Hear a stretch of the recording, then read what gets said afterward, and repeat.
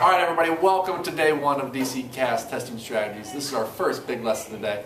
I'm Mr. Athmer. Mr. Kent. And today we're going to be dealing with the properties of mathematics. The properties of mathematics, so we need to be able to identify these properties and also simplify the calculations. There are 4 total properties. We're going to walk through them right now. Mr. Athmer is going to do one, then I'm going to do one, then we'll throw it back to Mr. Athmer, and then I'm going to finish up. So there are 4 total properties we're going to work with today. Mr. Athmer, what's our first one? Our first one is the associative property. So I'm going to write this on the board real quick so you can have a visual of what we're doing.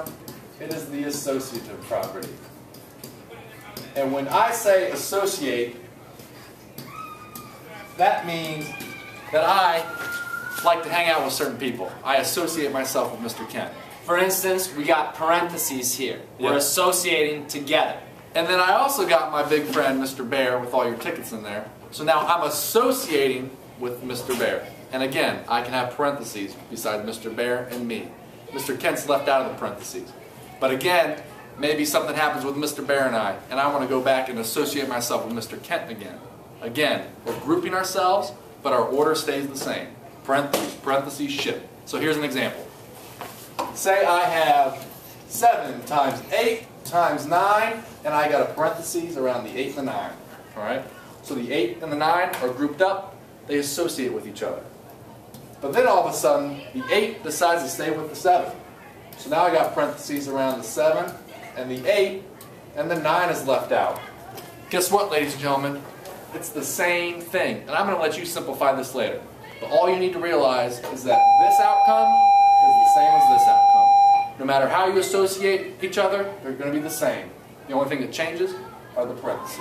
And this works with multiplication and addition. And addition. Okay. That's it. Alright, the second property we're going to talk about today is going to be what we call the identity property.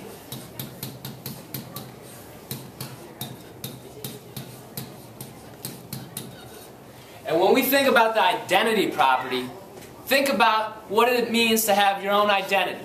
You are yourself, okay? So no matter if I multiply, I divide, I add or subtract, I still remain myself, okay? So for the identity property, we got a number. Say we have 6.8.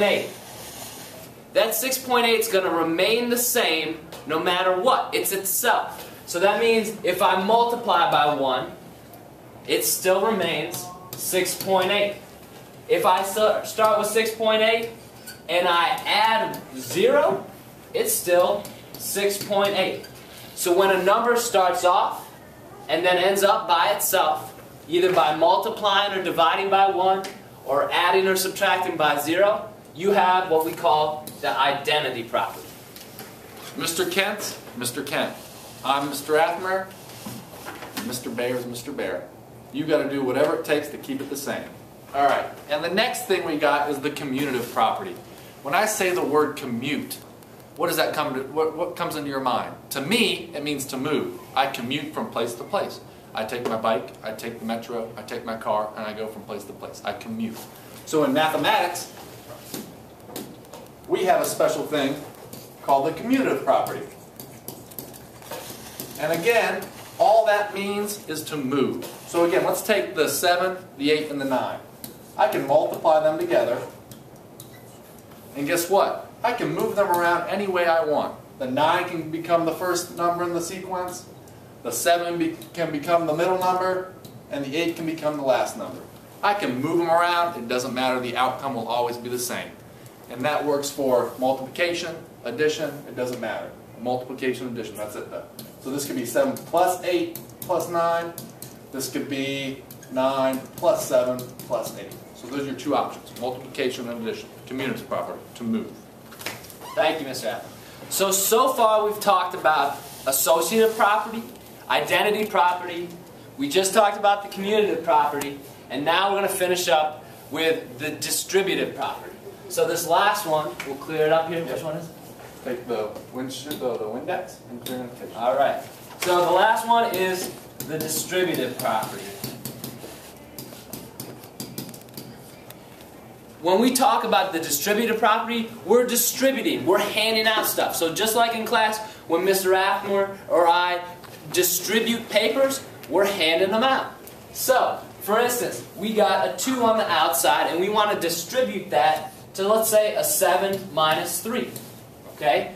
When we distribute, we're taking the 2 and we're distributing it to the 7 and to the 3. From here to here, we're multiplying. From here to here, we're also multiplying. So what we get is, we get 2 times the 7 plus 2 times my negative 3. 2 times 7 is 14, plus 2 times the negative 3. Well, 2 times 3 is 6, plus, or times a negative, so plus a negative 6. I'm left with 14 plus a negative 6, which ends up being 8. So when we distribute, we have something on the outside and we're distributing it into the inside of the parentheses. We've got to make sure we're doing it to both numbers here. Pass it out. Pass it out. Pass that out.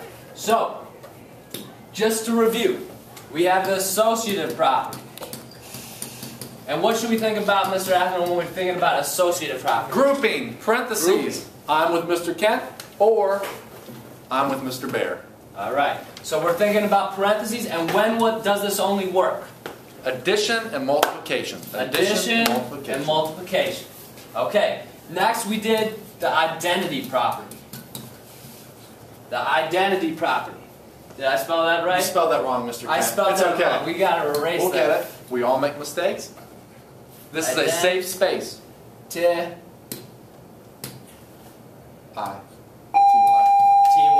Identity property.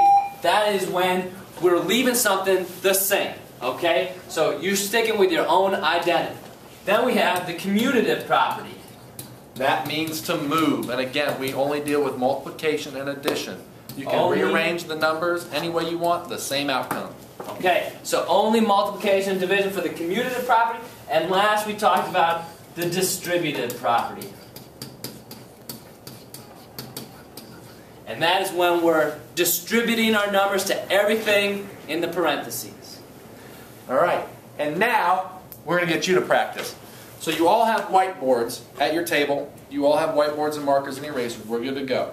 I want you to take this problem set that Mr. Kent and I have created, and you're going to do all 4 problems. You're first going to identify which property you're using. So for instance, number 1, here's the expression. What property are you using here? What property are you using with number 2? What property are you using with number 3? And what property are you using with number 4? And also simplify.